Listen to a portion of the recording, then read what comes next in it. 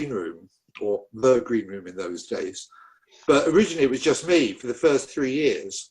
Yeah. And the When did it truth start? is When did it boredom. start? 1980. 1980. Right. Okay. And it started out of boredom.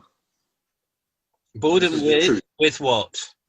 Well, see, before I came to Manchester, I worked at a venue called the Drill Hall in London. Yes, I know it well. Yeah. Mm-hmm. Okay, so which was set up by Action Space. So it was a kind of 60s and 70s collective group that performed and then ran a venue at the same time, and also ran a cafe. So we all paid £5 a day, and you had to do everything. So you would be out doing work in a hospital, special needs hospital one day, cooking the next day, running a venue the next day. You know, it was kind of that period for very little money. And eventually I decided, I did, I think, 2.5 years, something like that. And thought, this is, you know, I was doing 21 days on the trot and then getting 4 days off. And I just didn't, well, I was exhausted by that. And also I didn't really like living in London because of various other things to do with London. And then Anne Tucker, everybody know Anne? Well, Jacky does, obviously. Yeah. Had moved to, well, she'd moved to Manchester to a few years before. She was a very good friend. And we'd actually lived in a shared house when we were students and at various other times. And she'd met some people in Manchester who ran the Radical Bookshop Frontline. Was it? Yeah, so they basically decided to set up this big communal house in Birch Polygon, which some of you will know. And I thought, well, this is a good time to leave London and enjoy, you know, go and live in this house. So, and I also thought the advantage of that was because I've been working in the Drill Hall, and before that in the theatre in Rotherhithe I was mentioning to you with no money. And I thought, well, this is a good time to get out of Fringe theatre, because in those days, on the whole, besides the fact you could sign on, yeah, so it was quite easy not to have a job. But generally speaking, other things turned up. So I thought, I'm going to get out the arts. You know, it's not boring, but it's too hard. Something else interesting will come up. So I did that in the autumn of '79, and by June, nothing had come up. Literally nothing interesting had happened at all, other than, you know, a bit of dishwashing down at 8th Day. Something else everybody should know about, has probably done here, I imagine. You had a Manchester connection. So, so two things happened. One of which is that I rejoined Action Space on the performance and tour organising side, not the venue side. Maggie Fox. And I decided to put some shows on at Birch Community Centre with Manchester artists and people I knew from somewhere, you know. So Frankie Armstrong, blind singer, came and did a gig. Remember it? Who's fantastic. She's gone, I think she's in New Zealand or Australia now. I haven't come across her for years. And there were 4 shows, and I think there was one, I think one was a gig with a band who rehearsed in our basement. It was Frankie Armstrong. The opening show, international right from the start, was the Labour Theatre of New York with the play about London. And the other one was Manchester Group. And I was going to bring them up anyway. And I've forgotten their name now. Pete and Fiona. Any clues? They did Public Spirit. Public Spirit. Yeah, I think they were in the first season. Funnily enough, I had to get the. I could probably look it up while we're talking, because I had to get the archive out the other week. Yeah. Because Desperate Men are doing their 40th. People know Desperate Men anyway. They're on their 40th anniversary.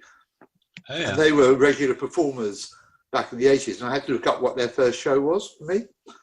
So anyway, I was very bored, so I just put on these 4 shows, no funding, and they all packed out. So that kind of led to doing 4 more after Christmas, and then 4 more and cunning stunts for a week in the summer. And then there was a bit of funding the following year, and it sort of grew out of that. Because the thing is, the year before I did it, I think there were either 2 or 3 Fringe theatre performances in Manchester in total. I mean, because none of the theatres did anything like that. So it was people like Red Ladder would rent a pub room in Chawton and do it upstairs. Right. So there was literally nothing happening in the alternative arts in Manchester in 1980. Well, I don't know if you remember, but I wrote an article, which I spoke to you about. I wrote an article for the Manchester Theatre magazine in 1989. And the earliest group that I could find and that I could talk to somebody from, who was Fiona Watson, was Public Spirit. Yeah. But I was wondering if there was anything before that, before Public Spirit, or along at about the same time. No, at that time, I think 1 or 2 other people were around. Yeah. Because I'll see if I can find the archive in a minute. But there had been previous Fringe theatre groups, a few years earlier. I mean, the history of Fringe in Manchester up till the time when people like the Exchange and Contact started taking it over, their studios, was there would be a whole burst of energy. There'd be about 6 or 7 groups and 2 or 3 venues, and then it would all sort of collapse down again, other than Green Room, and then it would revive. So, I was alone, and then suddenly is it Pan, the lunchtime theatre group? Was that Pan Theatre? Yeah, Thompson's Arms. Thompson's Arms, yeah. And other people, and I think there were quite a few things there, and then a couple of years later, it all kind of faded out again. Right. Because there was no money placed. The thing is, it's never been sustainable. That was always the problem in Manchester. No. There was no money, so people went to London. Money. That's right. That was always the problem. It didn't seem to be a problem in Yorkshire so much, but Northwest Arts were not particularly hospitable to their homegrown theatre companies. I suppose mainly because most of them were based in Manchester, and they wanted to foster work that was not in the capital, that was not focused in the capital, that was trying to get out because they were for the whole Northwest region, not just for one city or 2 cities. I don't think that was true actually, because one reason why it all succeeded was because virtually the whole of the staff came to every show, because they were so bored. Because there wasn't much they liked. They didn't really like the Royal Exchange and stuff like that. So they were quite a part. There would be 4 or 5 of them at every single show I did, because there wasn't anything else. And don't forget, Liverpool in those days had its own Merseyside Arts Association itself, so they were separate from Northwest Arts. So were they? Right. Yeah, yes. Before the art schools, it was the arts associations, but they didn't. They had very small budgets. I mean, they didn't have a lot of money. And Camden, if you are looking for other kind of performers from around that time, I don't know if you're familiar with Terry Naylor at all.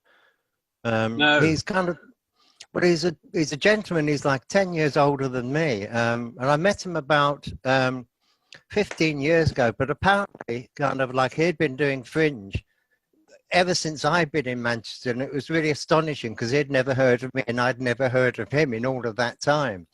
But he belonged to a group called Cul-de-sac, but I could contact him and find out if he's got any information from earlier than that time.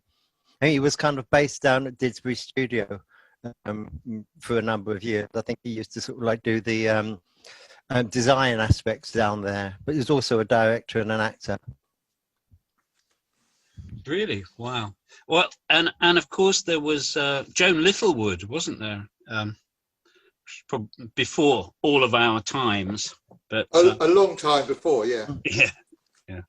But also not really. I mean, she was running the library theatre, so it wasn't really Fringe, was it? When did the Wally Range All Stars? When did the Wally Range All Stars come into existence? About 81, 82. I will probably find that. So they are, along with Mona Husum and somebody else who I can't remember the name of, and I may or may not find, the only people ever to perform for the Green Room as it became, at the Green Room itself. So the story there is that the reason why it had such a terrible name, or such a terrible name for Fringe Theatre, was that there used to be an amateur dramatic society in Manchester called the Green Room, which is closed down sometime, I don't quite know when, but a couple of years before we started. And they had their own premises on Peter Street in what became the boardwalk. Right. And we were basically, we were going to take that building over and had some money to do it. And then the building turned out to be, we had community architects who were incompetent. And they said, we can do it for 80 grand, which we could get. And then it turned into like $500,000, which we couldn't. So we had to give up and then carried on being peripatetic for a couple of years. But meanwhile, we'd already changed our name.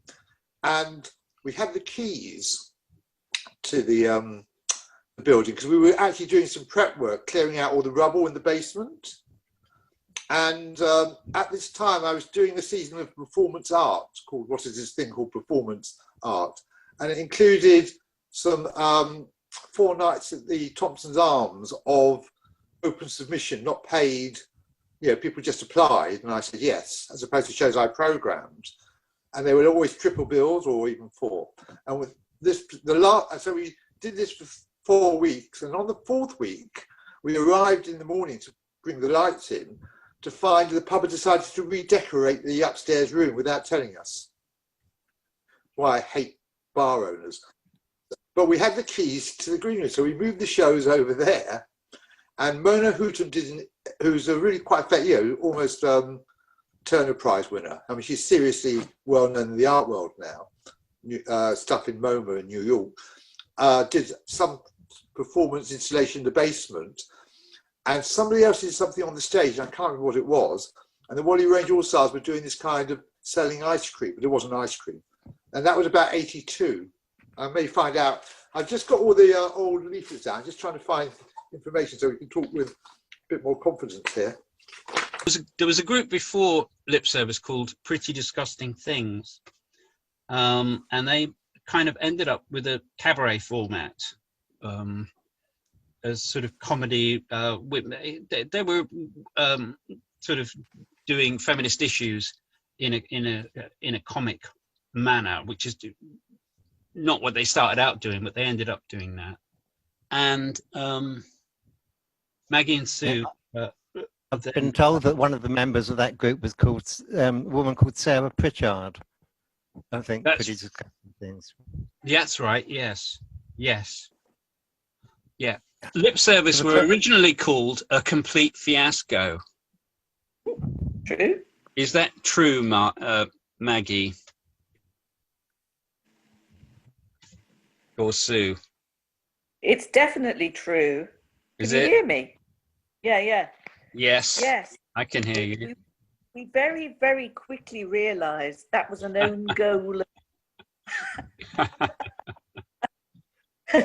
A bit of a gift to reviewers. Yeah, I don't know why we called ourselves A Complete Fiasco, actually. And so then we decided to call ourselves Lip Service because people paid lip service and we wanted to be paid. I think it was as simple as that.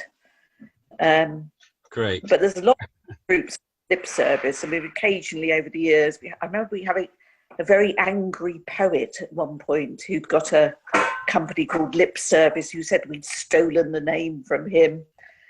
Yes, so we were A Complete Fiasco, and we did very, very stroppy shows as A Complete Fiasco. And then, as Sue said, we decided that actually it was quite a negative name. So we decided to go for a Lip Service. And I am trying to think where our first gig was. I think I was touring with a company called TNT, but I think that was afterwards. That was 83. And I think we were doing the odd job there in Manchester in 81, Sue, was it? Yeah, he booked us. So Jeremy booked us because I was living at Birch Polygon. So Jeremy booked us at the gallery, I think in around 81. Yeah, I'm just looking through old bits of publishing to try and work out what happened when. It's a job I've been meaning to do. It was around 81, possibly 82. Yeah. But it wasn't a whole show, it was just cabaret bits. That's right, yeah. It was cabaret bits, and we were on with lots of other people, I seem to think. Yeah, which was a bit quite like the gallery, because I seem to recall that you'd been doing cabaret, but maybe not shows before you came up, and then you got a job. You got a job, didn't you, Sue, in Contact or somewhere? Yeah. And then said, "Oh, I've got this friend. I do a double act." So you came in, did start, did cabaret more than once actually, with the very famous period sketch. Yeah. Yes. Which really needs I to be. remember being hissed. I remember. By, Oh yes, I remember being hissed and being told we were presenting a negative image of menstruation. but funny. By the way, I just want to say I'm just an impersonator here. I don't know if what's going on with Jacky, but she seems to rename herself as me. Just stay with the original. What's going on? Yeah, so I am the genuine article, accept no imitations. That's all I want to say here. But we wouldn't have got Okay, started, well, and we wouldn't have thank you had for a cutting it, tour if it hadn't been for Jeremy Shine. I'm sure you would have done. You've got, because there was only the cabaret spots. I mean, Yeah, we'd done cabaret, but you actually launched us. oh, You did. You booked our first ever tour, and you persuaded us to do it and leave our proper jobs that were giving us nice wage and buying us hi-fis and televisions. well, we all make terrible mistakes career-wise, don't we? That's the key odds. No, I think you can make it. You can make a living out of this, and we were going. I don't think so, and we're still not sure. Maggie, I remember. Well, actually, I put it in my article when I was writing this article for the Manchester Theatre magazine in '89. I spoke to you on the telephone, and you told me that you were touring. You'd been touring for quite a while, and you had quite a hectic schedule at that time. And but you said that your work was more hard-hitting and political when you started than it was then in 1989. Yeah, I think that's definitely the case. We were very, yeah. So like with the menstruation jokes and stuff, they kind of had they were removed from the set. I think we were very cool because we, in the early days, what put us on the map was doing lots of rallies. So like CND and Reclaim the Night. And it was actually the Communist Party who commissioned us to write the period sketch, wasn't it, Maggie? We did the revolutionary period. The revolutionary period, yeah. Yeah. So we were doing lots of really quite radical left gigs all of the time. So our content sort of suited that. And then as we started to play arts centres and theatres across the land, people looked a bit terrified of us. And we decided that the most powerful thing we could do politically as women at that point was to be funny. Yeah, so we stopped being quite... also create material that wasn't oppressive to women. But and not necessarily mention men, but not mention men in a threatening way. So our main thrust was women, and we were more interested in discussing and playing women, and we were less interested in talking about men. And I think on the cabaret scene at the time, there was a lot of women around suddenly. I mean, I say a lot, about 3. But that was a lot compared with how many there had been before. And the main thrust of their, if I can use thrust in a non-threatening way, their main thrust of their acts was about their boyfriends. And we just weren't sufficiently interested in that. So our main thrust was women. And I think that's really where we differed from the other women who were on the circuit.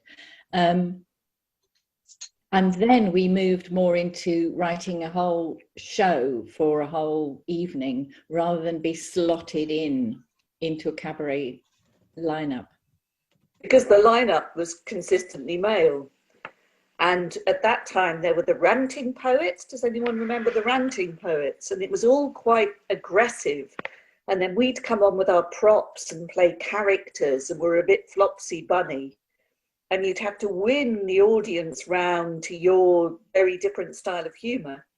So eventually we thought it would be much better if we had a whole evening of us, that people were investing in that, rather than being sandwiched between these male comics and ranting poets. We would still get that art centre who you'd ring up to ask if they'd give you a gig, and they'd say things like, "Oh, we've had our women's act." Absolutely, yeah. Because there were quite a few others, people like the Women's Theatre Group, weren't there, and Cunning Stunts. Yeah. Yeah. Yeah. Spare Tire. Coming to the end. Yeah, Cunning Stunts pretty much folded when we started, but we had a fun time doing a summer workshop with Cunning Stunts and sort of learning lots of skills from them. They were amazing. We can actually do a trapeze act. We can. As a result, Right. I don't know if we still do. But the interesting thing about Manchester, and it probably wasn't true in many other places, it may have been one of the reasons why, stupidly, I said you could do 4-length shows, is that actually there was no money made here at all, but the things that actually got good audiences were feminist women's work. It was things like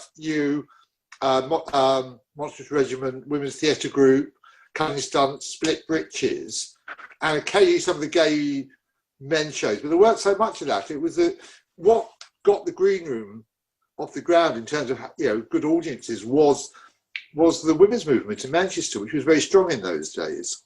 Yeah, Spare Tire as well. They were really Spare big. Tire, yeah. All those groups were the ones that always got 80 to 150 people as opposed to 30. Yeah, yeah. Which was a very good audience in those days. Still is, but But Spare Tire were very political, weren't they? I mean, yeah. But so were Women's Theatre Group. Yeah. Spare Tire were prisoners, ex-prisoners, wasn't it? Or came out of prisoner, I think. Oh, wasn't that Clean Break? Oh, Clean Break. Sorry, yes, maybe Spare Tire was more. But I think what we felt was that it was because they'd sort of come on with it the same time as 784 and Red Ladder and M6, and that sort of agit-prop type message-laden, issue-based work. I think that the women's groups were sort of echoing that, and I think that we as Lip Service had but our move was more towards the silly, and why can't we just be silly? And as long as it's not oppressive and we're not going to write, it's going to be inherently feminist, but it's not necessarily going to be as obvious. And I think we were able to do that because of the work that Spare Tire had done, because they had talked to all those people, they had got that women's audience. And I think the women's audience was then quite interested in looking at us, because I think I don't think we were a progression necessarily, but we were definitely a move into another direction. Yeah, and also the left was eating itself by then. So people like 784. People felt they'd seen them. They were just sort of repeating themselves.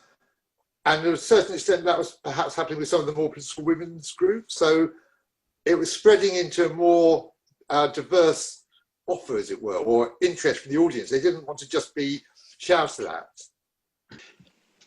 Phil, you went to Manchester University in 1980. So that's when I first arrived up here. Sort of like I'd just done stuff in a couple of the small theatres in London, kind of fringy, Young Vic and the Janetta Cochrane and the place that the Cockpit. And so it was all kind of youth theatre stuff in London. So there's plenty of little venues to do things there. And I came up, and I think the only place I can actually remember that were around in those early days that I used to visit were places like the Brick House, obviously, because Contact, that was still owned by the university in those days. We had that space. But kind of like, I can't remember there being a really active, I was a stranger to Manchester, so I wasn't quite certain where the scene was. It was just a few names that kind of like sprang out every now and then. But there were quite a few groups, though, that came out of the university, weren't there? Yeah. I mean, Red Stockings is probably the most well-known one, which was later on. But I think there was some before that, weren't there? That well, when I arrived, I mean, there was a group. It was 2 or 3 people who were in the year bit above me, and obviously there'd been the kind of success of people like the groups from the young ones. So they'd all sort of like one of the teachers in our department. Oh right. David Mayer, who's the father of Lise Mayer, who's one of the writers of the young ones, and obviously she taught Rick Mayle, and I think Ben Elton were friends. So there'd been that kind of like a little bit of a thing with the drama department at the time, where they were all excited about it.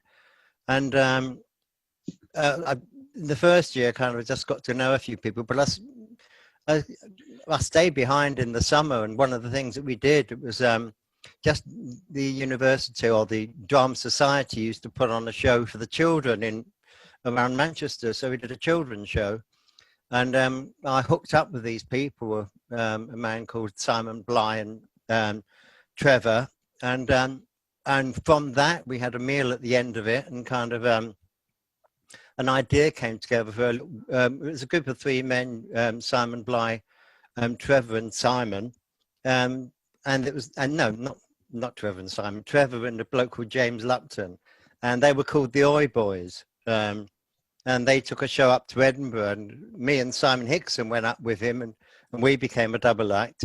This is just, just before kind of like it was me, Trevor and Simon. So the people that came on sort of like were a little bit spurred by the success we were having. So there was, I think one of the first ones was Raging Hormones, which was a double act of a woman called Pierre and Kath, and Red Stockings. Kind of, most of those people were in the year below me. So that was Liz Pugh, Helen Edmondson, and I think Janice was involved in, I'm not quite sure if she was a performer. Of course, Amelia might have been the year later, I think. And you had a company called, or you had a group, a kind of cabaret thing called Billings, and Billings, didn't you, at one point, with Trevor and Simon? This was me, Trevor, and so where we changed our names regularly, because I mean, like, that whole business of finding a name, we had the same kind of problem. So I mean, I think to begin with, I mean, when it was just me and Simon, we were called. We'd seen the poster for the film, The House of Wax, and it just had images of wax that throbbed with human passion. So we thought, oh, that's our name, and we became that to begin with. But then when Trevor joined up and we needed a name, and one of the first things we did was, because we couldn't find stuff, we used to just buy lots of props from joke shops, and we had this huge fish, which was kind of about 3 foot in length, which seemed to end up in most of our sketches, this big plastic fish, because it was such a wonderful prop. We had these small little red devil horns which you'd get, and we had tridents as well, if I remember, at one point, and we were just rummaging through our props, and we all picked up a prop at random. And we used to use these lovely big cavemen clubs as well, with a squeak in them. But we all picked up a random prop, and it was like there was the horns, and there was the fish, and we became the Devilfish Horn Club. But it was when, just before we met you, that we decided that we needed a new name. We were doing the tour down in Buxton, and yes. we chose billing for that particular tour. And we stayed like that, I think, for the rest of the time we were together. Great. They've still got the fish, by the way. I've been trying to. We bought it together, and it was meant to be, you know, going through each of us each year. And I haven't had my turn for about 30 years, so I'm quite angry. Now, Simon had swinging trousers.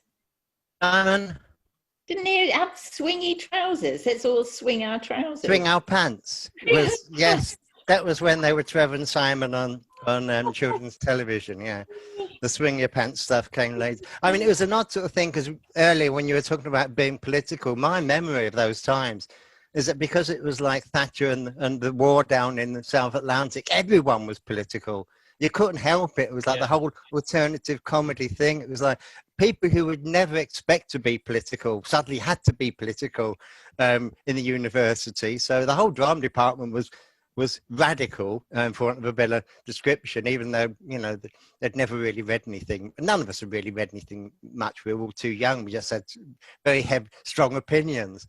But Trevor and Simon were very apolitical, to be honest.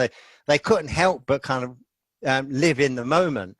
But I mean, it was to a certain extent, whenever there was any kind of an edge to the material that we used in those days, I was the one that was trying to kind of push it more politically. Whereas Simon Hickson was just astonishingly good at being ridiculous and absurd. Sometimes annoyingly so. Yeah. But Devilfish Horn Club, I just accepted it as the name. I didn't realise that's where it came from. Excellent. I remember that. Yeah, it was great. Well, we did manage to get, just quite miraculously, we got these 3 T-shirts of the, it had this kind of devil dog on it, and it was called the Beast of Bodmin Moor, which was popular at the time. And we just used to run out and wearing these T-shirts, none of us particularly physically threatening in the least, with our little horns and our tridents. And we would sing 666 is the number of the beast, which would end up with usually the ending, which was 667 is the number of the beast's next door neighbor.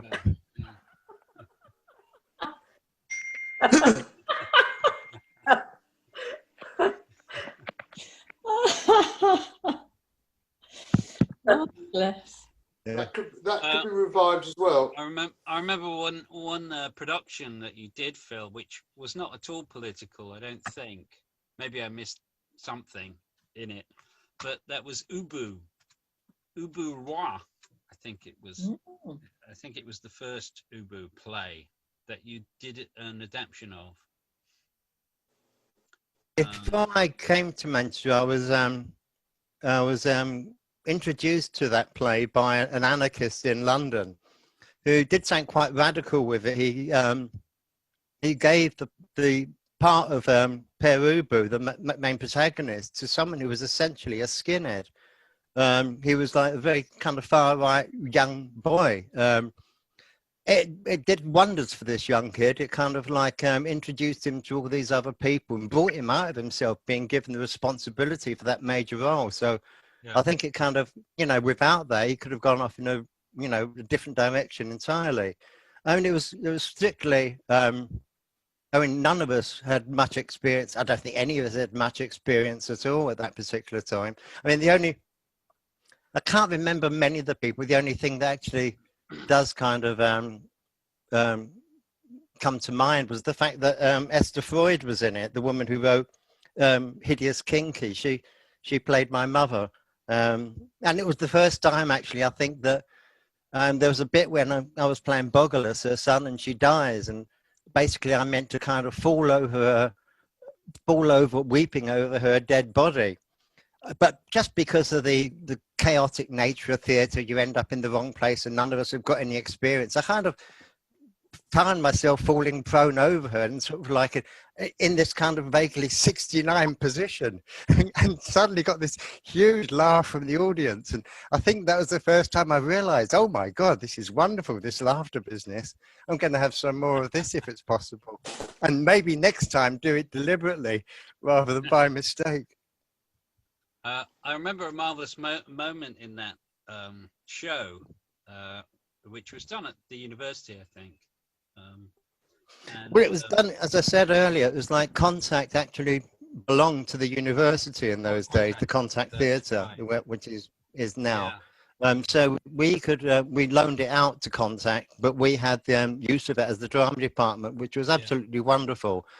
But there was also a drama society at the university, not a part of the department, which would put on a production each year.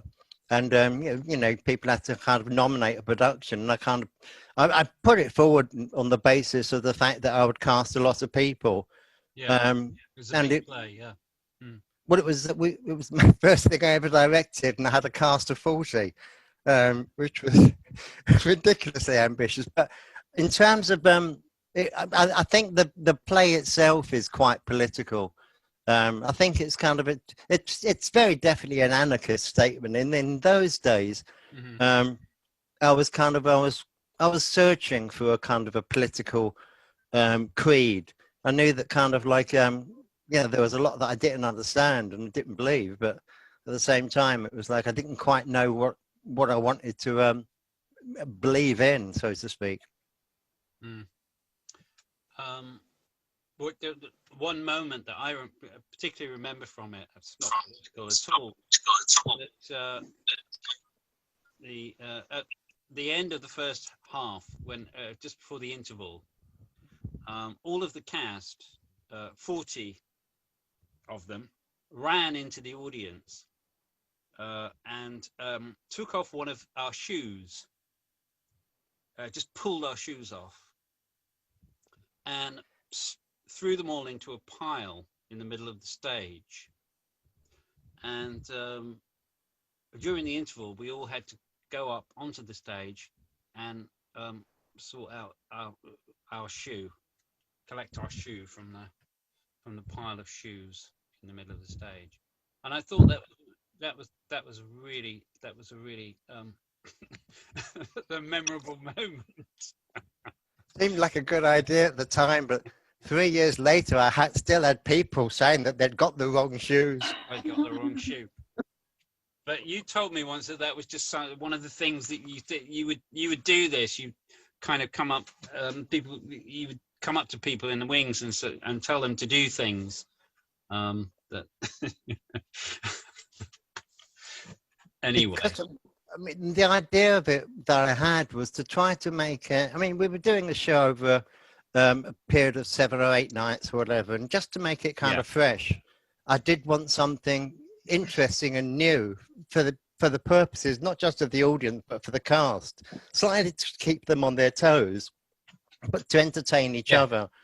And it was kind of it was God, in those days, as it was completely experimental, and this is what we were doing at university. We were learning about the whole process. So to a certain extent, you know, I was learning about sort of like what an audience was, and I didn't want to be completely indulgent, but at the same time, I did want to take a few risks and try different things as well. You certainly did that. Philippa, are you back? I'm back. How did you get involved with the Manchester Actors Company? I auditioned for Dracula. Was that your Stephen Boyd? Yeah, was that your first experience in Manchester? Yeah, of Manchester Fringe. Yeah, and that's where I met you and Lesley. Yeah. And Howard. And somebody else I can't remember the name of.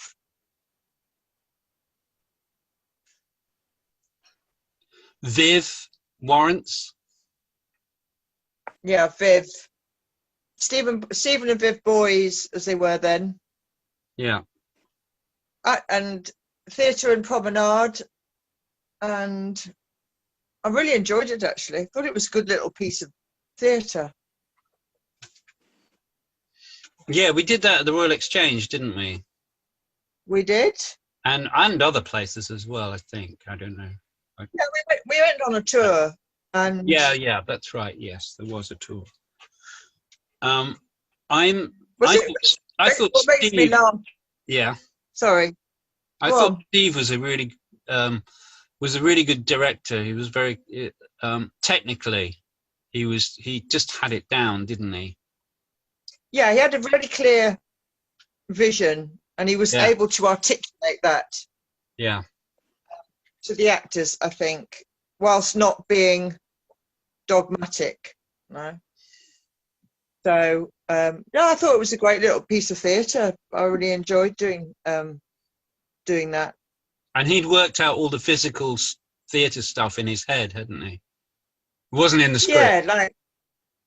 Yeah, the horses becoming the carriage, and the hounds becoming the horses, and so with very little props, just a sheet covered in blood. Do you remember? And Yeah. we made a carriage out of boxes, and a couple of people with the horses. And I remember one performance when I think one box collapsed, and Peter looked up to me and said, "They don't make carriages like they used to." And of course, then we both got the giggles.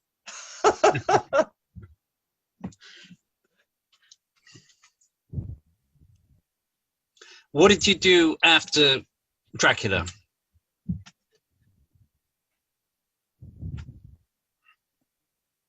You tell me, Camden. I can't remember after Dracula.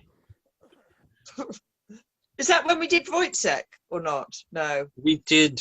A Midsummer's Night Dream. No, we did a play called Gan. There was a. Oh, that's right. It was a street theatre. Norman's play. And Norman Leach was had written this play, and he wanted us to do it as Manchester Actors Company, but I think Steve and Viv got a job.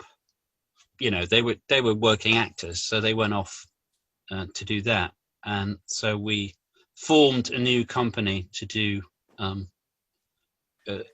Gan. Yeah. Which is a whole other story. Exactly. I just remember performing in the street. In the street, yeah. I think we did it out. Yeah, we did it out on the street in Dalton. And in Manchester. I think I remember doing it outside the library, the Central Library in Manchester. I don't know who booked us to do that. That was the gig. What play was it? Gan. Yeah. It was based on the story of Kevin Fegan, who I later met, actually. He broke into the Queen's bedroom in oh yeah, I remember 1982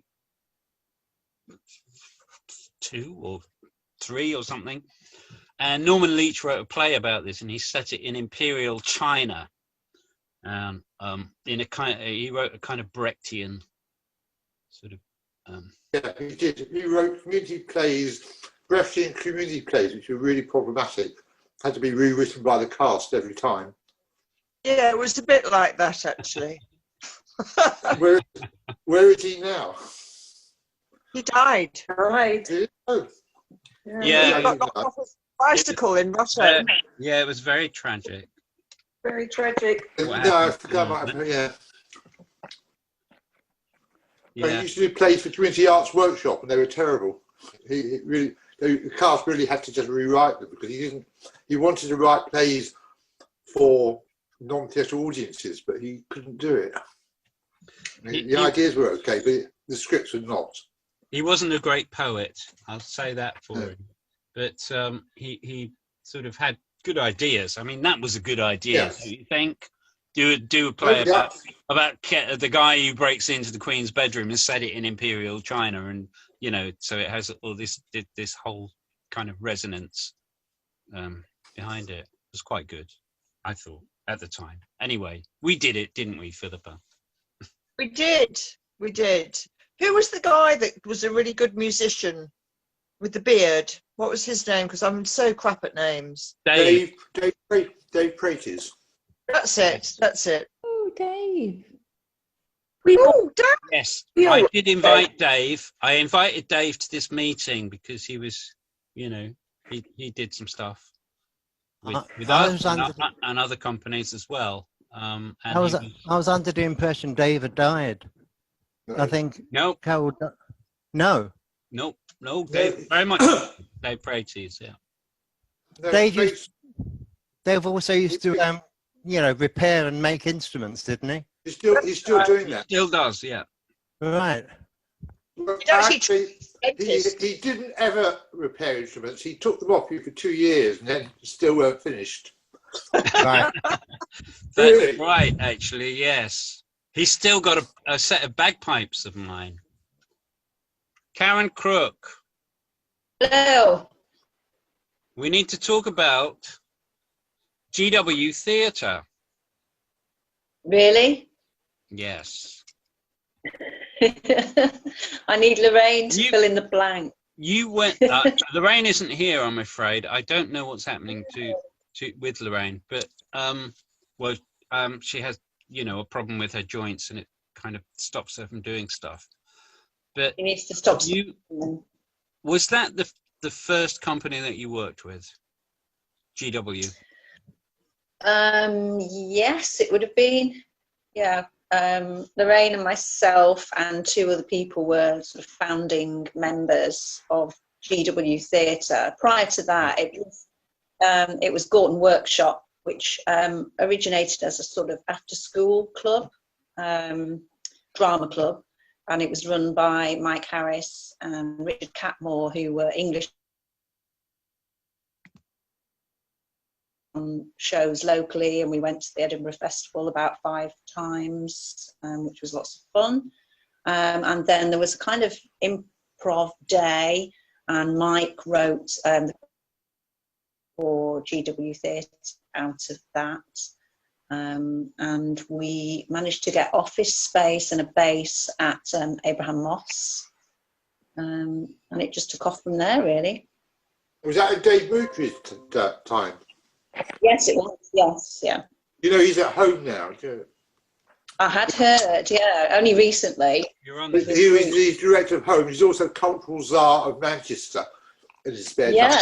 And Home has reopened today. Right. I mean, about 4 or 5 hours ago. And Yeah. it's packed. It's crowded. Oh, right. What the hell am I doing here? Well, exactly. I went for because I live quite close. I went to have a look earlier, but there were no tables free outside, so I came back to this. So the theatre's not open, just the cinemas first. I've only seen a couple of theatre pieces at home in the time it's been open, and frankly, from what I've seen, the fact that it's not open is no great loss for me. I confess to having never been, so It's great space. No, it is. Yeah. Karen, you told me that GW is still going. yes, as far as I'm aware, Dave and Julie, who were the other 2 original founders, with Mike as the writer and director, are still doing sort of community-based shows, topical subject. Yeah. What was the connection with? There was a black guy called Brian. Oh, Brian Morgan. Brian Morgan. Yes. Was that because he was he a member of GW, or was that a separate company? He was sort of hired in. The 4 of us were the members, and then if we needed extra cast for a particular show, we'd audition and hire people in, and he was with us. But he did do the 2 main shows that we toured. He was in both of those. Yeah. And then he was working at the Contact Theatre for a while. I remember him being a very, very dynamic sort of force. Yes, he certainly was. Yeah, and he was very enthusiastic, and he had lots of ideas, and he was forever trying to get things off the ground. So I think some with greater success than others. Yeah, there was no keeping him down, really. No, absolutely not. Now, I suppose we should. Oh, Lesley hasn't actually made it, but maybe we should start talking about raw material here. So, Philippa was talking about before the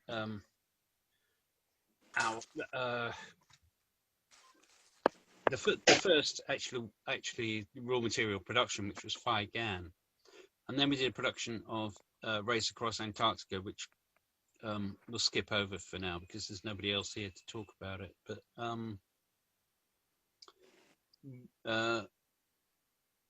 you got involved with Invasion of the Cliches. Yeah, that's one of my favourite shows. That was lots of fun to do. Which was great fun, and I remember Maggie Maggie Fox giving us some advice on that, because I spoke to her at the time, and she's we said, we've got so many laughs in this show, we don't know what to do with, because the audience are laughing all the time, and they're missing the lines because the actors just kind of they're tripping over their lines, and the audience aren't hearing the lines because they're busy laughing. And Maggie gave me some very good advice, which was you have to decide where you want the laughs. Do you remember that, Maggie?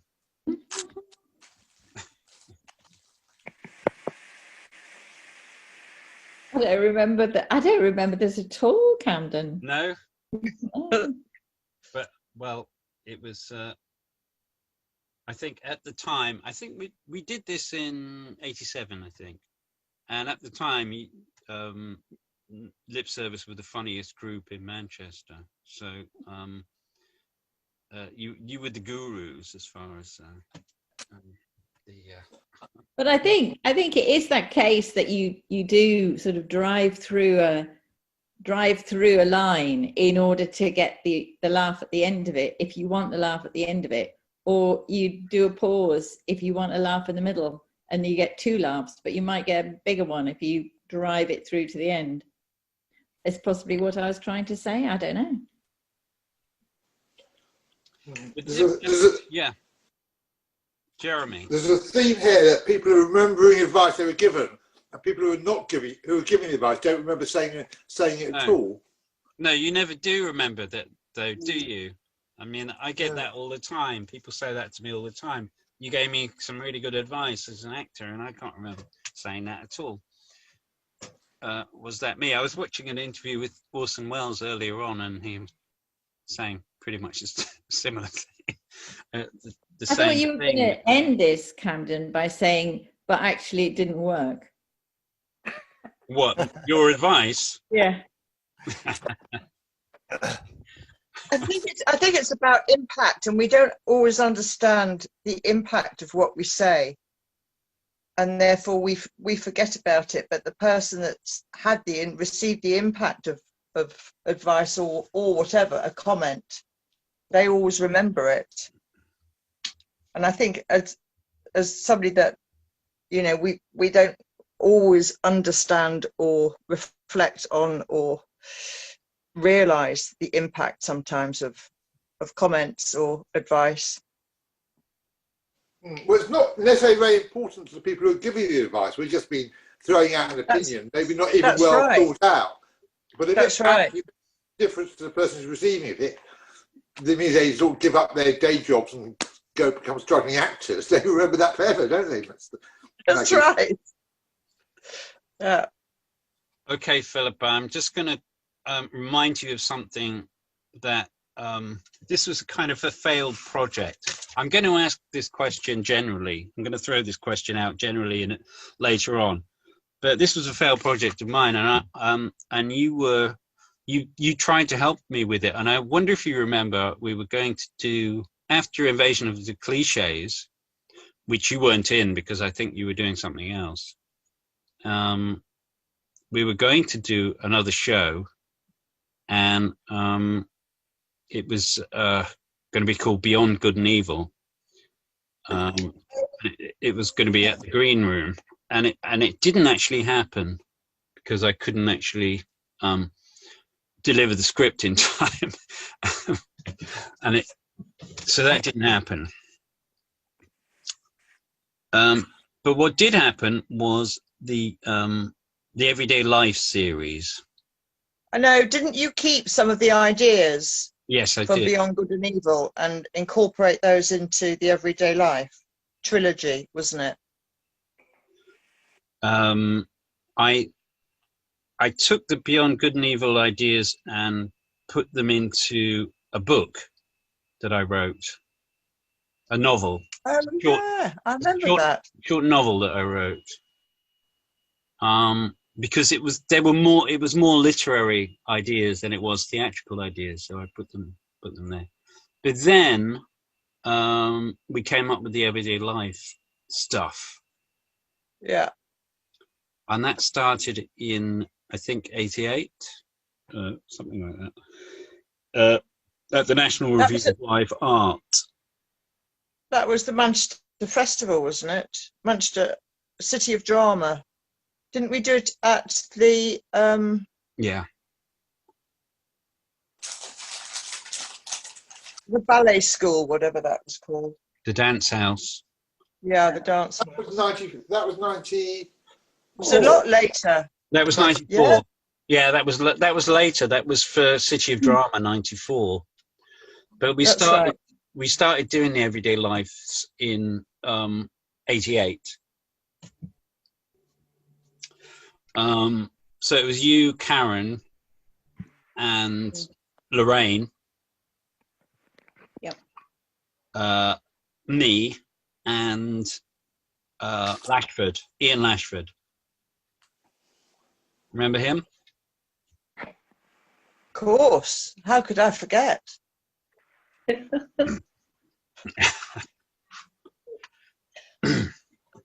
Love him dearly. We had this whole crazy series of things that were just sort of like performance art. I was trying to explain to Rebecca the last meeting that they were kind of like performance art, but with acting in them.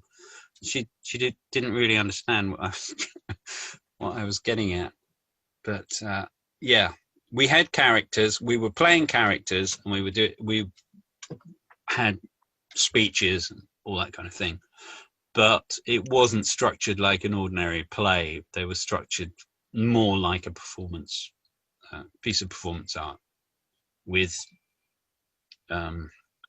contrasting scenes, and one scene would be really slow and the next scene would be really quick and lots of things happening and so on like that. Yeah, I don't think, as a general remembering it, I don't think the audience particularly liked it. They might have liked one, but then not the others. I don't think they got it, actually. And Phil Denison was in it as well. Probably not. I wasn't in it until later, until the later kind of version of it. And that no, I was out of acting at that particular time in '88. Rather not talk about it. When did you come back to acting? Because you told me, Phil, that I called you and you were in London and you'd given up acting and you didn't want to act, and then I called you, and you sort of decided to come back to Manchester and started acting again. But what production was that? That was A Tempest. The first one I came back on. I mean, I'd had a lot of fun at university. It'd been completely unexpected, the whole kind of becoming a performer. It wasn't why I'd gone there, what I intended to do. I kind of never had any conviction in my ability to act, so it was just all this little wonderful bonus, and everything was done quite on the hoof, really. A lot of energy, just like being students and playing. So it seemed like this great adventure. And then when my course was over, I just kind of thought, well, that's it now. I'm not going to take it. I mean, Trevor and Simon did suggest that they were going to go professional, and I had a lot of thoughts about that. And but I didn't think that I wanted to do children's television.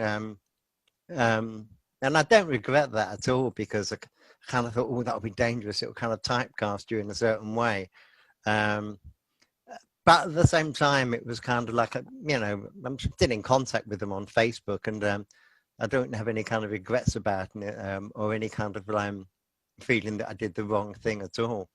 But as I say, I dropped out for about 5 or 6 years when I suddenly got a phone call from you, and I just didn't quite know what to do. See the impact of what you have, Camden, of what you ask people.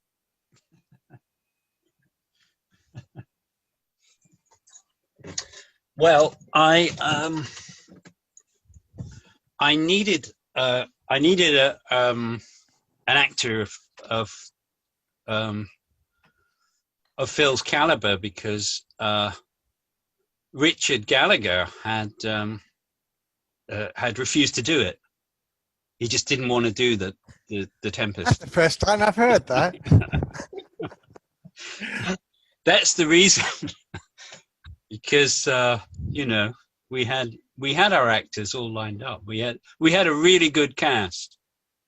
We had a really good company. We had the 3 best actresses in Manchester, and we had 2 of the best actors in Manchester.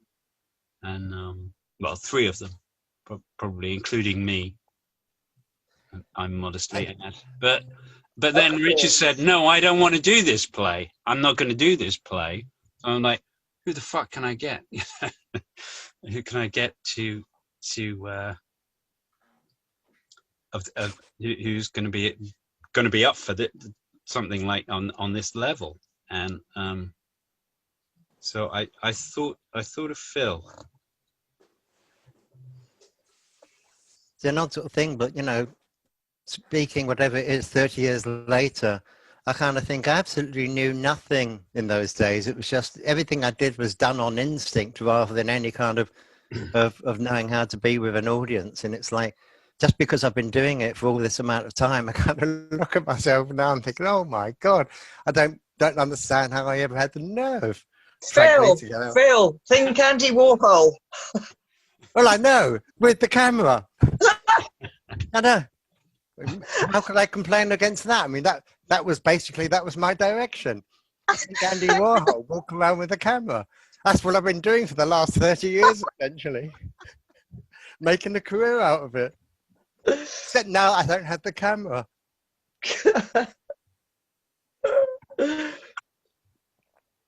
But I mean, absolutely, Camden was just instrumental in completely changing my life. I kind of think if he hadn't invited me back to Manchester, I wouldn't have come back to Manchester. So I owe him for that. And basically got me into acting again, and into where I've gone from then. And I owe him for that as well.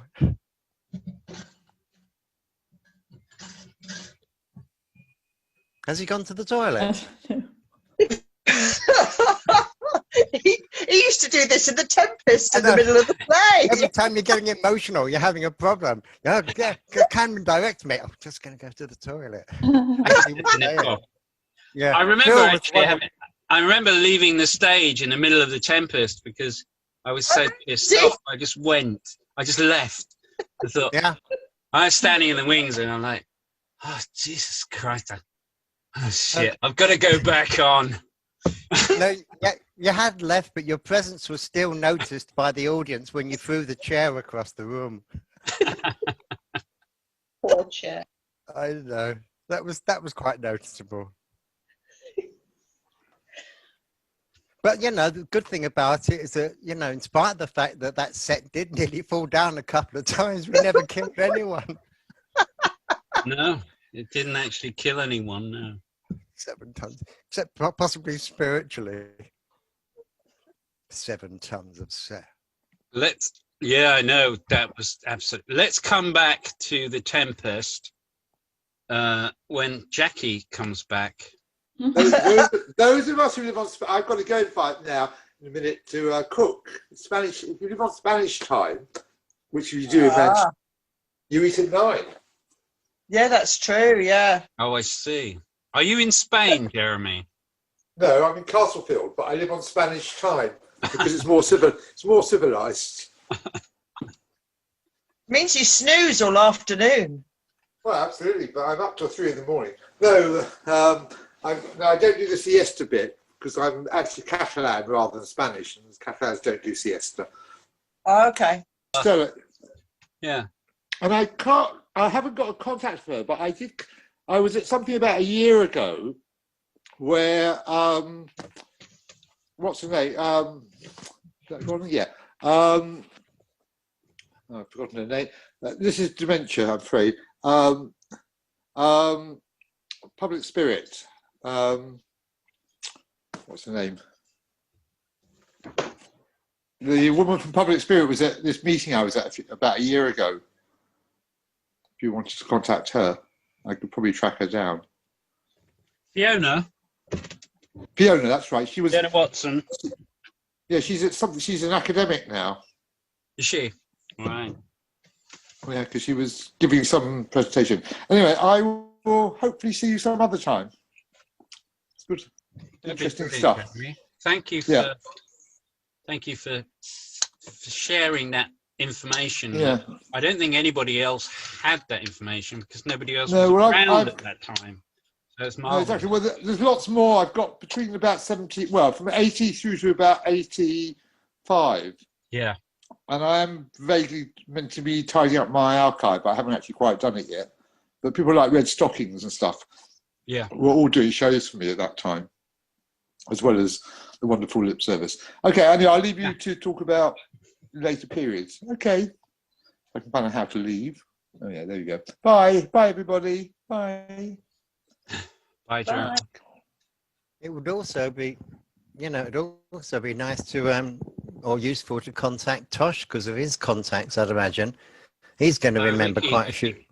Yeah, I know. I'm in touch with Tosh, but and I mean, I'm he's in touch with Gary as well. Gary Peplow, sort of. Don't know if I mean, you he's in, remember him. he's in Crete now. This was his 80th. I think he was going to have an 80th birthday party That's before. right. He's a little bit sort of, slow. He's slowed down a bit, Tosh. But Gary keeps up with stuff for him. And we tried to get him for the first one of these we did, but it didn't happen. It didn't actually seem to have slowed down very much after his quadruple heart bypass a few years back. Because he used to, this is when he was in Anglesey at the time. I think the last time I saw him, he used to come over to the King's Arms in Salford, and I saw him there a couple of times. Oh, yeah. And he was drinking and smoking, which was good to see. Right. Well, I think we've covered everything. Here's Rikki. Rikki's here. Hello. What can we talk Hello, about? hello. You've just missed Jeremy Shine. Oh, really? Ah, Yes. yeah. Does he still have that huge beard? No, he doesn't. He doesn't. The beard is gone. I actually saw him. He's got a little bit of scrubble. has he? Bit of scrubble. I saw him a couple of years ago at a thing that was happening at Walk the Plank in Salford. I saw him there. It was a meeting of ex-Welfare State International people, which I went to. That was quite interesting. That was probably actually, how long ago? No, it was about a year ago, that actually. So I saw him then. I hadn't seen him for years before then. So that was interesting to see Jeremy. Yeah, it's marvellous to see him, yeah. I mean, I bumped into him a few years back and hadn't seen him for years. He was doing, I'm not quite sure what his position was. He seemed to be doing the front of house at this little box of this box theatre up in Kendal. We did a kind of a bit of a fringy show up there, and kind of like it was just a surprise to see him there. I'm not quite sure if he had a job there in administration for a while. I can't remember the name of the theatre. The Brewery Arts Centre. It was a very modern black box theatre, which they've just put up in the last few years, kind of like, architecturally striking and a little bit odd. And I can't remember, I mean, a friend was someone I know who'd done a stage adaptation of Viva Vendetta, and we were doing that up there. Terrible. But, he was there. It's the first time I'd seen him in donkey's years. He'd forgotten about him, so I'm not quite sure what position he was in. Was it anything to do with Lakes Alive? No. We'd need him here for that. Yeah, the source has gone. Yeah. Oh dear, I wish I'd seen him. That's a great. Hello, Maggie. Hello, Rikki. How are you? I'm all right. I remember you. How are you? Yeah. I'm all right. Still alive. Still around. Still doing stuff. So all of you. Does anyone here remember Ducott? Yeah. Yeah. Because that was one of the other names I was kind of thinking of earlier. Because it was was Dave Mason involved in that, or was it the woman who was in it who went out with Dave Mason before Lorraine? Her name was Rachel. Watson. Yep. Nina Watson. Oh yeah, that's right. And Rachel. Somebody. Rachel. Yeah. Yeah. Yeah, I think, didn't Rachel go with Dave Mason? I don't know. I'm in touch with Nina occasionally. I once sat next to her at an Arts Council meeting, and her phone went, and I looked at her, and I looked at her bag, and she looked straight ahead throughout the entire time it rang. And she's just refusing to recognise the fact that her phone was ringing right in the middle, like mine is, right in the middle of this. Synchronicity. I'm just going to take this. Sorry, I'll just mute myself. Hello? That's too funny. Hello? It's too funny for words. That's quite something, isn't it? Sounds like it was planned for me. There's something in the article here. It was something to do with Rikki's theatre company. Were you involved with that at all? No, I don't think you were. No, I was never asked, actually. No. No, we had a lot of meetings, and I looked intensely into Rikki's eyes, but he didn't seem to realise that. You were lip service, weren't you? Yeah. Yeah, I remember very well. Yeah, still are. Are you still going? Yeah, we couldn't think of anything else to do. Yeah, I can understand that. Yeah. So what are you doing now? Me or Rikki? No, lip service. All right. Well, we had got a tour which was called Strangers on a Train Set, and it was using model railways and working with model railway companies, and we'd filmed a lot of model railways, and then we'd superimposed ourselves onto it so that we could be part of it. And this was really going well, and then COVID happened, and it was the night Boris said all theatres had to shut, and we were just going to go off and get changed, and all our props and everything was in the right place, and we were at Stoke-on-Trent, and they said, actually, we're going to have to send the audience home. So, and that's the last time we were on tour, and that was March, wasn't it? Yeah, Oh, in dear. March. 20th, yeah. And we haven't performed since then. Obviously, we've done a bit of Zooming. And we're developing a new show now, which is going to be possibly have a digital option to it. So we're still going. What characters were you playing? You're Well well known for your characters. Strangers on a Train Set. Well, I was. You do all these strange characters like the, Wuthering Heights and Jane. Yeah, well, Austen I was type a Withering railway enthusiast. I was Derek, the model railway enthusiast, and I knew a lot about trains, and I would tell you as much as you'd like to know, or even more. And how does Derek dress? And, Yeah. and how does he speak? Oh, I don't think I would do that. No, Who is he? That's what he's trying to say. We want to see He's Derek. an amalgam. He's an amalgamation of about 5 people we met. Yeah, we did have a good. No, we didn't have a good time meeting all those people because they're all fascists. They're all fascist, Brexiteers, racists, is what they are. So you did your research. We did our research, yeah, and we looked at 2 groups. One had amazing model railways, and they were the ones who kept on talking about the Packies in Rochdale and how Cyril Smith was the best MP they'd ever had. I said it was a shame about the child abuse, and he said, "Oh, it were only fondling." You can't have Oh, God. can you? Did you put that in your script? So, because I mean, and I said, I don't think they thought that. But anyway, I just thought, where do you go with this? How do you cope? How do you get through the day with these people? And then the new show, I don't really know what it's about.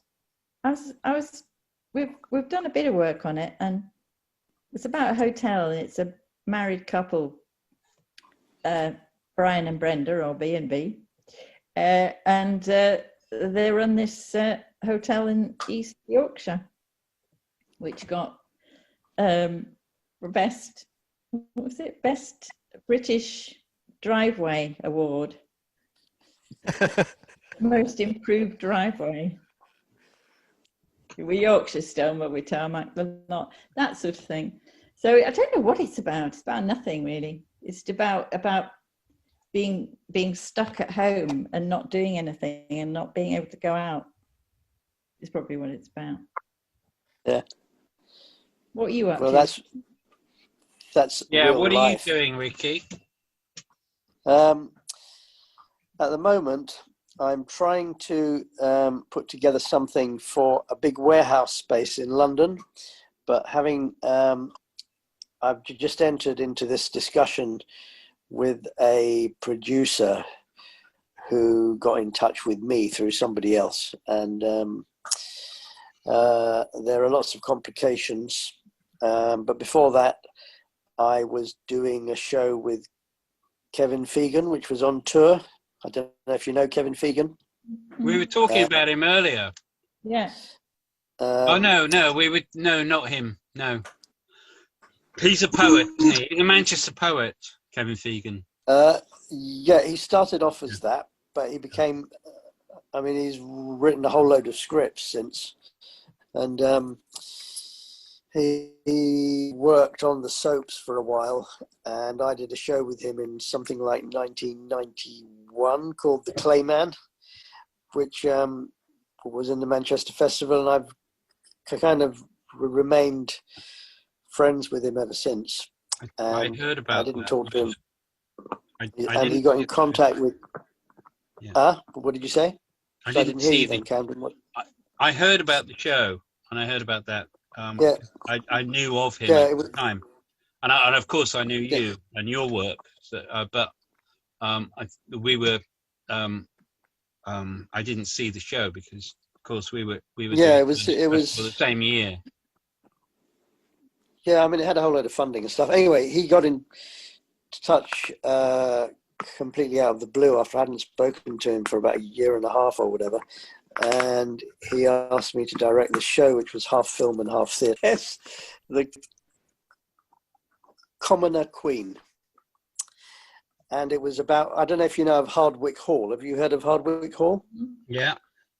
Well, it was her house anyway. And she was the second richest woman in England during the reign of Elizabeth, and had 4 husbands and was incredibly smart and a survivor. And it was the story of her life, basically, and it was half film and half theatre. It was one actress on stage and everything else was on film, and it was incredibly technical with over 1,000 cues, and a very interesting experiment in theatre and film crossover. And it went on to, it was on in Manchester in the Lowry, and it was on. Lesley, can you hear? Can you hear us? Yeah. Oh, we can hear you now as well. Good. Yeah. That's great. It was my headphones. Was it? Maggie's Hi, here. everyone. Maggie Hi. Fox is here. I know. Look at that now, Mrs. Fox. Hello, lovely. This is. How are you? I'm all right. How are you? Oh, good, good. Did you do stuff for the Manchester Festival, Maggie? Were you involved in that, or did you ever? Oh, no, I can't remember. She's much better at numbers than I am. If she remembers it all, it's all a blur for me. Les, I remember us going to the town hall or something and seeing lip service during a. Oh, during was Oh, yeah. Yeah. was that Michael Heseltine's nightmare in the town hall? That rings a bell. That rings a bell. Where we had to, Sue and I, we were knitting tank tops. I mean, you know, knitted tank tops for tanks, because we were all going to war, weren't we, or something? Wasn't all that happening then? Possibly. And then right next to us, there was a group, they were weaving a web, and we found that absolutely hilarious. And then, of course, we did our own knitted show not that long ago when we did Inspector Norse with it knitted set. So we were weaving our own webs then. Mm. Yeah, I remember seeing something in the town hall as well, but I can't remember what it was. I think it was Michael Heseltine's nightmare. I think it was that, actually. Yeah, I think so. And yeah, I think I there saw was that. a lot of groups doing stuff. Yeah. We were knitting for Britain. That's right. That's what. Yeah, that's. I think that was it. Yeah, I remember. Yeah. Just by the way, with these things, are we? Where are we going? Are we going to a certain date? Well, 94. 94 is the date on the on it, just because that was Manchester City of Drama, and I mean, yeah, most of the action happened in between those dates, 79 to 84, 94. But really, it started with the artists who were creating stuff, and it's really centered around that. So they don't. I mean, we don't really sort of have much time to discuss what art organizations do, or, you know, venues, or, you know, the problems that they had, because that's not what it's about, really. You know. No. And we'd be here for 40 years if we were going to do that, wouldn't we? Yeah. Yeah. Well, it was interesting in the last session. the discussion that we had with what's his face, old Hartshorn, who used to run the green room. Bush. Yeah, that was interesting. Yeah. Because he came along. The green room was actually set up on the energy that went before it. Yeah. And all the kind of small groups who were doing like stacks of stuff before the green room, and all of a sudden it became a venue who selected certain individuals who could do things there or not. I think that was the beginning of a few problems, I hear anyway. I mean, I decided I would leave Manchester anyway at a particular stage around there because I went to work for Welfare State International. So We started in that pub, didn't we? Huh? Thompson's Arms. Yeah. Yeah, we used to do stuff in there. That was that was something to do with the Northwest Playwrights, wasn't it? And they started to put all sorts of other things in there as well. Yeah.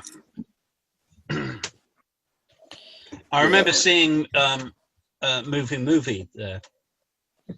Oh yeah, we did it there. I remember that. Yeah. Yeah. It's not a great venue for that show, but yeah. No, it was a crap venue actually. It was a crap venue for anything, to be quite honest.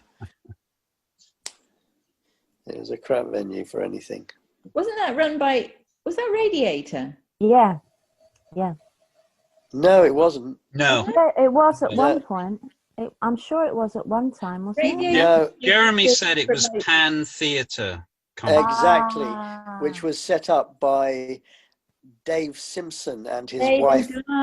Yeah. Dave Was it? and Okay. Diana. Yes. Diane Whitley. Sue's Because back. Maggie. Yeah. Sue's back. Oh, okay. I think that's Ding Sue dong. anyway. There she is. Oh, cool. So you're still going, Sue. You're still going strong, you two, which is great. Yeah, well, apart from COVID, obviously. But, Yeah, well, exactly. I've got the same problem. Yeah. It's pretty weird, isn't it? We're left on the other side. We just have to think positive, I think. Yeah, it's pretty nuts. Rooney must be turning in his grave. Whatever happened to the show must go on. It's just all gone, isn't it? That. Yeah, the show can't go on. Apparently. Apparently. I'm kind of thinking of working a lot with puppets, but I mean, I don't want to replace the audience with puppets as well. It defeats the purpose then. It's quite a nice idea, actually. Yeah. Oh dear. How There's strange. a lot of work going into finding alternatives, isn't there, in all sorts of ways. I don't mean necessarily theatre, but I do a lot of work for the Whitworth Art Gallery, and there's been some quite interesting alternative ways of offering art to people, mainly online stuff, but it's a challenge, isn't it? If you see it as a challenge, then I know it's a bore, but it's like you can get a lot of creativity out of situations like this. Yeah, you can do. I can only see half of your face, Lesley. Yeah, I'm hiding. Oh, are you? Okay. That explains. I can only see. Thing is, you don't seem to have a chin.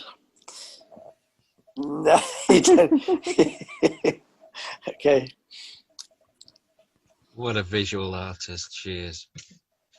Yeah, she's a visual artist. Sue, we were asking Maggie before about the Manchester Festival and if you'd done some work in it, but she can't actually remember. The Manchester Festival. The festival sort of when did it Yes, start? 90, 89, 90? 1991, I think. 91. Okay. Oh, I don't know. 89, Margaret the Third, parts 2 and 3. Oh yeah.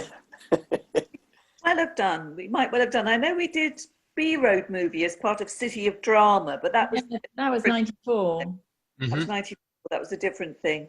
And we Yeah. were talking about Michael Heseltine's Nightmare, wasn't it? Oh God, yes, yes, at the town hall. Yeah. Yeah, I saw that. I remember I saw that. Was that Wasn't 89? 91 the year they had the German Expressionist Theatre festival? With the green- 92. That was 92. 92. Yeah. I think Michael Heseltine's Nightmare was before that, because that was to do with him being Minister of Defence, wasn't it? In Thatcher's cabinet. Oh, when they were still friends. Kingdom Common stuff. So that was much earlier, I think. I just remember some woman weaving a web. Yeah, I was telling them about the weaving of the web. And we were doing Knitting for Britain and crocheted machine guns and Yeah. Yeah. I think we were considered a bit flippant. Actually. yeah, I think we were a bit flippant. I think you Yeah. were. Yeah. Yeah. I remember coming to see that actually. I'm getting flashbacks of that now. I think Anne Tucker organised that. Yes. I think that was one of her ideas. It was mayhem. It was. It was pretty. I don't think we've ever done very well at the town hall, if I'm honest with you. No. I seem to remember some Nicaragua gig where we got hissed, Yeah, we were always getting hissed. portraying menstruation negatively. Yeah. I thought you said you were 28. pissed. When was the CND rally? When was that big one where we did the free trade hall? With Jimmy Somerville. Philippa, he was so pissed. And I was going to say, Clark Kent, but he wasn't. He said his name was Clark Kent. What was it? Bruce Kent. Bruce Kent, yes. Oh, Senior Bruce Kent, the head of CND.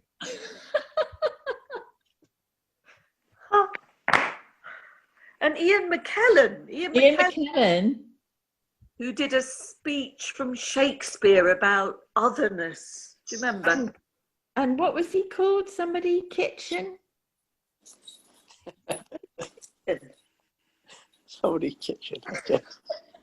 It was a really he was like the first openly gay Simon Fanshawe actor. No, he was there then. And gay actor. He's a gay actor, and he was in EastEnders. No, Side. Do you mean curly hair? Yeah, and What's he called? He has a show on Radio Merseyside now, doesn't he?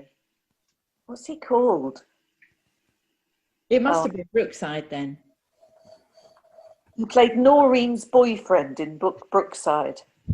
Oh no, not him. This is like stuff. You're devising a new show.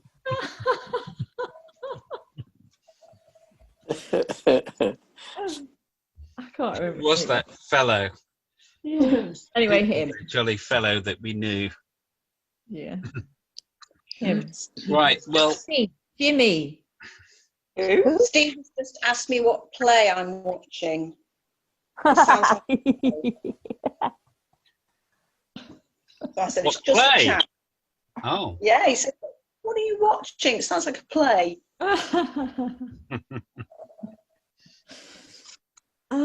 We're talking about the Manchester Festival. Which never, I mean, it was the best ever when Jeremy Shine ran it, I have to say. We went Did to see he? Did he run it? I don't know if he ran it in 89, but yeah, I think he did. From 85, he something like 85 till the end of the 80s, Jeremy ran it. And it was phenomenal. We went to see the first showing of the German series called Heimat. that was a bit of a niche viewing, but that was I think it was about 8 hours of German That's the serious drama. That's the short version, isn't it? That's the. And then we went to see what's that film called? With the Napoleon. Oh, yeah. Orchestra. The live orchestra. Abel Gantz's Napoleon. Yes, thank you very It's much. called Napoleon. 3 screens. Yeah. Yeah. And then it turns to colour at the end. It's Oh, it was amazing. Amazing. But we went to see everything. And what was that called? Ooh La La Human Steps? Oh yeah, I saw that. I remember that. They were brilliant, weren't they? Oh my goodness. It was actually La La La Human La Steps. La It wasn't La. Ooh La Right. La. That's what it was. It was La La La. I don't know if any of you actually had the luck or misfortune, whichever way you're looking at it, of ever seeing Ken Campbell's The Illuminatus. Yeah. Because that had I did, yeah. I think I did. I remember that. that had the capability of going on for a long time if necessary. Yeah, I saw it. It seemed to be the thing, didn't it, back in the late 80s, that things, if they went on for a very, very long time, then they were really good. Yeah, we came up with the phrase "quantity is quality." Yeah, we didn't ever manage it because all our shows were too short. Yeah. Because we kept cutting them. Leave them wanting more. Just cut it. It's not getting a laugh. Cut it. Cut it. Talking about long shows, that reminds me of the Mayhew one that's a bit later on though, isn't it? In the warehouse in Salford. Can't remember what that was called. Was that the one with the ice? Yeah, the blocks of ice, and it was -10, and I had a vest and knickers on, and boots and flamethrower and stuff like that. That was quite good actually. Quite good fun to be in, but I don't know about the audience. It was an experience actually. I remember going to see that with your younger son and Good. our son. Yeah. And they quite liked it, you know. Well, there was stuff happening. It was quite, there was stuff going on, wasn't there? Although it was like, I don't know, was it 8 hours long, 6 hours long, something like that?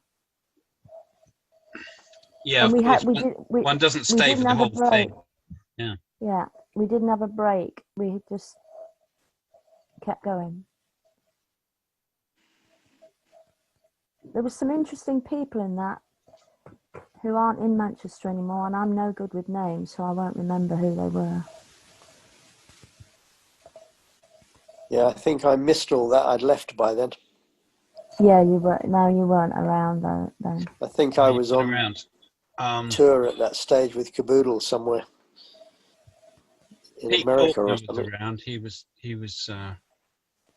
pretty. He was doing a lot of stuff with various companies at that time. Yeah, I see Peter quite a lot actually now. Yeah, which is good. We've spoken about, or did you get a chance to speak about Fusion and Volcano as well, Camden? We did speak about Fusion. Yeah, we spoke a bit about Fusion. But we didn't actually. Did we mention Volcano, Rikki? Was that? I think we did briefly. Briefly. Yeah. What was Volcano? What was that? Volcano was a company. I can't remember the name of it. I was trying to think. Was it Denise Evans was involved? Yeah, that's it. Denise, wasn't it? No, Denise wasn't in Volcano. Denise was in Fusion with me and George and Rivka. So yeah, I think she went on to Volcano. Oh yes, she did actually. She did do something with Volcano afterwards. I remember. Yes, she did. That's right. And then she did the Volcano thing, and then Fusion merged with Caboodle, and we became Fusion Caboodle. And then she came because I was in a show with her for ages. We went on tour forever for about God knows how many years. but I've forgotten the name of the who were the volcano? I've forgotten the Was name there of the that people. bloke who was who became somebody's prodigy? They did that. Yeah, I cathedral can't remember. there Yeah, I've forgotten his name. I in can't remember. cathedral. Yeah, I've forgotten his name. I have, but he became it was that famous guy's prodigy, didn't he? And he went off and did a load of stuff with him. Oh, I'm so George crap with Uzel, names. you mean? Yeah, No, that's it. no. Yeah, yeah. George wasn't in Volcano because George ended Oh. up in Brighton, and I'm still in touch with George. Oh, George went off and worked a lot with Stephen Burkoff. That's it, And Stephen Burkoff. he moved to Brighton and started doing things in Brighton. This is before I moved to Brighton because I live in Brighton now. And so he started doing certain things here, and he was in a few of Stephen Burkoff's shows because Fusion had done Stephen Burkoff's Greek, which I was the director of, which got quite a lot of funding from the Arts Council, and we went on tour for quite a long time. Actually, we had a few tours with that show. And George and Denise had done Decadence for years as well, hadn't they? Yeah, they did Decadence. No, that's right. They did it once. Well, they did it a few times. They had a week's run, I think, at the Brick House. It was longer than that, Camden, because as far as I can remember, they had to get Denise in to do the training of Joan Collins when they made the film, which was kind of, because Denise was the ideal person for it, but she wasn't the name. Yeah, Denise told me about that, but that was long after they'd done the actual show. Exactly. Because she'd played the part. Mm. But Burkoff had really liked it, and he'd seen their version as the definitive version. Yeah, that's right. And she didn't tell me that, but yeah, I mean, Denise she's a very modest person, isn't she? Absolutely. Yeah, she is. She's also in Brighton. I haven't seen her for a long time, actually, but I used to see her quite regularly. We were pretty good friends, actually, because we were in this show called Rasputin that was on tour for ages and ages. Also, this was a Caboodle Fusion thing, and again, we got quite a lot of funding. So I was in a few shows with her afterwards. Yeah. And then Lee Beagley, who was the director of Caboodle, he went to Germany, I think, and I think he's still there. I'm not sure. I mean, I actually saw him. Last time I saw him was probably about 6 years ago on the Underground. Yeah, me too. I saw pure chance. I saw him a few years ago, and he was he was in Germany. But perhaps Karen, we should say a bit about what we did before the Tempest for the Manchester Festival, because we were commissioned by the Manchester Festival to do some stuff, some Shakespeare plays. And the first one we did was Midsummer Night's Dream. Yeah, Castlefield. Yeah. Which was an open air thing done about this time of year. It was kind of done in September, which in Manchester is not it's not a very good time of year to do an outdoor show. So quite often we cancelled. But we were wearing velvet, so it was fine. It absorbs water and moisture. Yeah, kept us warm if soggy. That was my idea, I'm afraid. Who was the personnel at this time? I know you, Karen, and Amelia was in that one, wasn't she? No, Philippa, Lorraine, Ian, Richard, Steve, the young girl, the little girl. I've Richard. forgotten her name. Eliane. Ali Oh, yeah. Byrne, and Steve. Richard Steve Gallagher, was, and Steve Howe. Yeah. Yeah. Who's there? Who's there with you, isn't he? Yeah, he's watching Doc Martin. He's hiding in the background, isn't he? Yes, and he's keeping a low profile.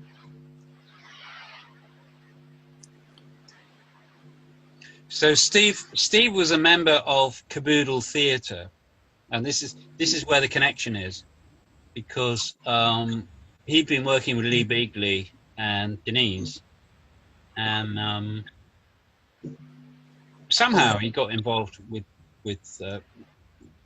us because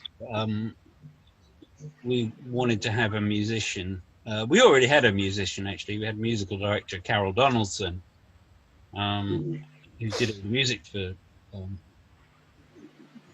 those productions that we did, and but we wanted a musician on stage to play the character of Bottom, and to do it as a rock and roll sort of Bottom, and so we got Steve in. I'm not quite sure how that happened. Do you know, Karen? Do you know how that happened?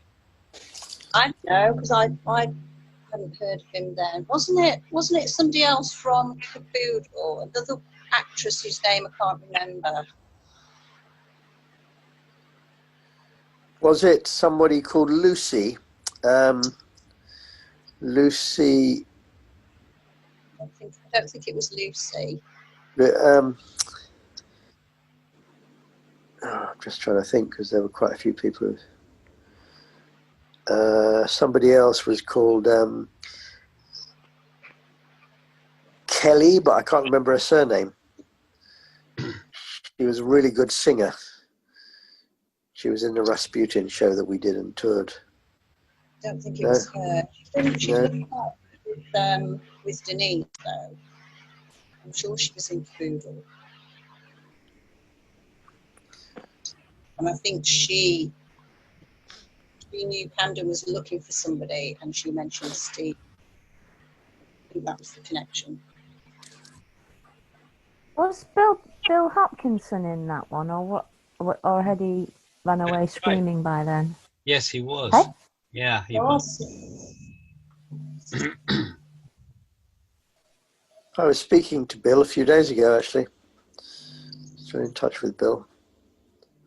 Yeah, I mean, Bill at that time was the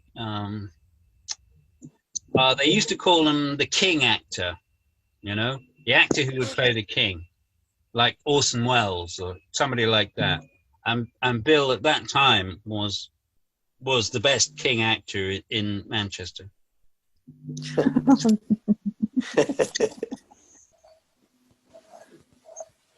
Yeah.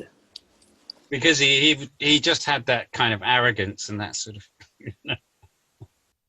Yeah. Yeah. Well, quite a lot of the time, he just never said anything. He just scowled at you. That was my first experience of Bill, which I can't think. I remember you just quietly saying, "Yes, yes, he's a very terse fellow." That just stayed with me. Very terse fellow. I think he's still a very terse fellow. I was speaking to him last week. He's quite terse. Dave Pratey still works with him, or when they work, they are at that theatre school place near Liverpool, don't they? Yeah, Liverpool. Yes, we were talking about it before. I think it's up in Cumbria or somewhere like that, isn't it? No, he's a lecturer at a place called Edge Hill. That's it, exactly. Edge Hill. Is that it? Edge Hill, that's Yeah. Yeah, he's been there for quite a long time, actually. Yeah. I've been in touch with him over the years for all the time, basically. You know. I remember Bill going when we went the first time we went on tour. I went on tour with you. We went to Amsterdam, and he spent all his money on they had these machines in Amsterdam where you can get Yeah, snacks. on food. Yes. You put a pfennig or whatever the currency was at that time into this thing, and you get a snack. And he spent all his money on these snacks. Yeah. He tried. I remember having a discussion about that. He tried absolutely everything, didn't he? He would say, I Yeah. tried something extremely interesting today. I hadn't tried it before. I recommend it. It's really funny.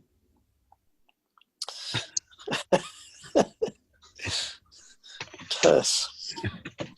Marvelous man. But anyway, Yeah. that was Midsummer Night's Dreamscape. We called it Midsummer Night's Dreamscape, and you designed the poster for it, didn't you, Lesley? You designed the publicity. That was one of my favourite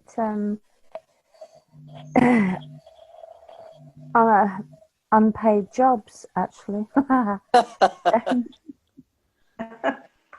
It was always unpaid for raw material, but that was my favourite. I really enjoyed doing those photographs in my back garden and putting like flowers around people's heads, and it was good fun. I really enjoyed that. Yeah, it's a good session. What was that, Karen? I was saying it's a good session. I remember doing those photos. Okay. In fact, I've still got I've got a T-shirt, but I think that's from the Tempest of Richard and I in some compromising position. Oh God, they were really good fun to do, but they were. Actually, it might be Empress. It was Empress that, yeah. Probably it was, yeah. Yeah. With that, I've forgotten that guy's name. Small, dark guy who was in it. In Empress. Yeah. There was Tim, wasn't there? Was it Tim? He thought I was going to die because I was a triple Scorpio, apparently. I've forgotten his name. He said I shouldn't be around because I was a triple Scorpio. I should have imploded or something. I don't know what he was talking about. And here you are. I'm still here. Do you remember who it was? Short, dark, swarthy bloke. Well, it's not the one I'm thinking of. I can't remember his name. Well, there was also Dave Mason worked on Midsummer Night's Dream, and Oh yeah. and Ellie M. Byrne, of course. And then the next year they got us to do the Tempest. Actually, I just mentioned the Midsummer Night's Dream. The Manchester Festival loved the idea, and they wanted us to do it. They wanted an open air theatre during the Manchester Festival. It sounded great to them, and I knew a group. I'd worked with a group before that had done an open air show at Castlefield, and it was used quite often. I remember seeing Wally Range All Stars there, and so they loved that idea, but they didn't have the money up front, so we couldn't get. They wouldn't give us the money up front because that was the way the festival worked. It was like only after the show would you get the money. It's like, well, how are we going to get the production on?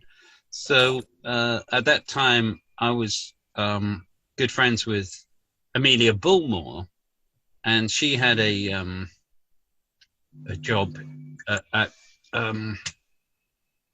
Granada TV doing Coronation. She was playing a regular character in Coronation Street, and they were paying her £1,000 a week. So she said, "I'll give you the money to set up the production, and and then you pay me back once the festival pay you." So it was thanks to her that we actually did that show. It was sponsored by Coronation Street. It was sponsored by, yeah, Granada Television. Amelia was a really good actress, wasn't she? It's a shame she went to the soaps. Yeah, but she's No, doing great things now. She's doing that was only. 2012 and She's doing what? Sorry, I lost touch with what she's. Oh yeah, she's been on lots of Sally Wainwright that's shows. good then. Yeah, she's doing really well. She's writing a lot of her stuff as well. Oh, that's good. That's all right. They're all off. Rikki, Yeah. you remember GW Theatre, Love and Truffles? Of course I do. Oh, I do as well. If you didn't know me, and I was in that. You were in it? Yes. That's when I first met you, I think, was because I was doing the publicity. We did the short version, Ada. Yeah, I remember you coming to see that, Lesley. It was at Abraham Moss. Well, I did the publicity for Dave when Dave ran Abraham Moss. I did all the publicity for them. Yeah. So that's how I came across you lot, I think. Yeah, there was some kind of like expo or something going on. That's it, yeah. Yeah, we were part of that, yeah. And then we expanded it into Love and Truffles. Oh, yeah, that's right. Blimey. Yeah. I was the one in the blonde wig. Yeah, right. I remember. Yes. God, I'd forgotten all about that. That was a lot. Hair then, yeah. Bloody hell. It was a while ago. It was a while ago. Yeah. Gee, those were the days. Jesus Christ. Yeah, I remember now. And what's his face? Steve Powell. Steve Powell. Do you remember him? That rings a bell. Yeah. Steve Powell. He was Steve Powell. Oh God, I'm trying to think because Foundation. Yeah, it was Foundation. You part of Foundation or? Oh, that's right. We were Foundation. It was me, Rivka, and Steve Powell. God, I forgot. There were three of us. Rachel as well, wasn't there? Yeah, and we had an office in that place that was the Exchange building or something. Oh, the Corn Exchange. The Corn Exchange. Yeah. Yeah. Yes, I we were meeting there. We were all like very excited and nervous. Yeah. God, I remember that shit. Yeah. That was such a long time ago. Bloody hell. Yes. I forgot. Jesus. Wow. I must go. I shall see everybody next time, hopefully. Yeah. See you. See you. I'm afraid I must go too. Well, I'll but go. Hopefully I'll see you all next time. It'd be interesting to continue that discussion. The batteries had gone on the microphone earlier, so I sang a few things about. So I sang a few things about Steve Powell, and I couldn't sort of like get in on it. But Steve went to Manchester University. He was in the year beneath me, and wrote. I think he wrote one of the worst plays I've ever seen in my life, which was called Come On Eileen, which was all based around one gag, which was someone mistaking an electric razor for a vibrator. It was just offensive. It was awful. And I never kind of forgave him for that. Steve, you went on to work at Waterstones, didn't he? Steve who? Steve Powell. He was in Foundation. He ended up in Traction. Didn't he do his backing? Ended up in Traction for a while. Possibly. He was friends with Jeff Noon, the man we used to refer to as Jeff No One. Guy wrote a play at the Royal Exchange and won their award, and it was terrible. It was just awful. It was a rubbish play. Yeah. He used to wander around Manchester every now and then. Look at me, I'm Jeff No One. But Steve again wrote this absolutely terrible play, which I never quite forgave him for that. He was a likable person, but I mean, God, Yeah, he was a nice bloke. yeah. I mean, we all did rubbish at certain points. It was marvelous that how many people there were at that time in Manchester who thought they could write plays or direct plays or act in plays. You had no fucking idea what they were doing whatsoever. Well, there were lots of venues where you could get your play put on, whether it was rubbish or not. And there just isn't that now, is there? I No. mean, things haven't changed, Count. I mean, one of the places I've been involved in the last few years, well, a few years back, was a little place over in Salford, and you know, all the kind of contemporary fringe, and it started off with a good reputation, and you know, for a short amount of time, I was the front of house manager there, and the standard just went down and down and down, and people, because they hadn't seen any better, they assumed that this was good. So it's really tricky. Yeah, people do sort of, they seem to appreciate mediocre or just plain bad these days as entertainment. I think, you know, in the theatre, people don't really don't know how good the British theatre was, and they just think that it should be boring, and that was the thing I think we were up against, because quite often people would talk about our stuff. They would come up to me and say, "Wow, that was, I didn't think theatre could be like that. You know? That's not boring." I mean, like Tosh was one of them. Tosh was like, "I hate fucking theatre, but I love your stuff. It's really good." You know, and it's like, well, what do you think of as theatre? Is it this tedious fucking crap? Well, like just simplifying Shakespeare and messing around with it and cutting out characters and whole scenes and just making it more enjoyable. But you're still telling the story, the basic story that's there. Well, we changed the sex of your character in The Tempest and Lorraine's character. We made them women. We made them ship's sort of entertainers.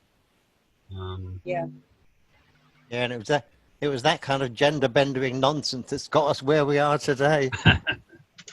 Look at us. If only we'd known what we were doing. Exactly. Yeah. Might see you on here sometime. I'm going now. Okay, I'm going to end the recording there. Bye, Karen. See you soon. Bye.